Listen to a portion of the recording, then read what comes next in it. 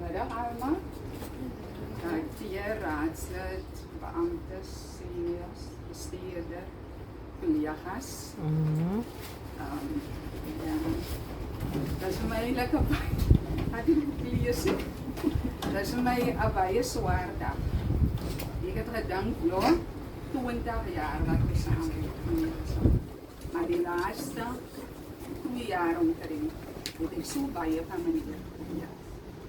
Jy het soveel belê, nie net in my nie, maar in ons hele span van Heidelberg tot in Stilbaai.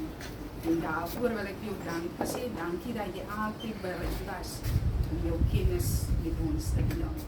Dit was glad nie sy nag op daai gebied nie.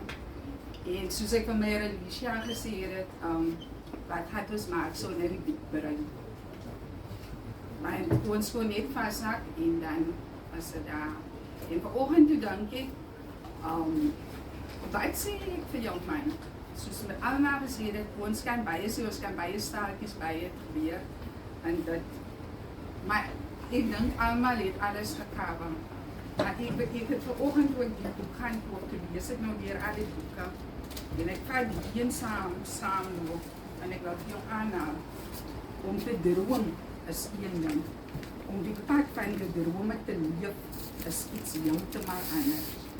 Te veel mense se lewensdrome al stikkend op die hande van paaie van die lewe.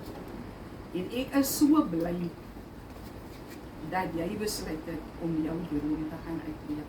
Want ten spyte van al die stampe en die stote wat die lewe vir jou gegee het, het jy gewys dat jy kom elke dag na die werk toe, met passie en deursettings van oor. En nie net vir die geld toe, maar om diensbaar te wees. En daarvoor sal ek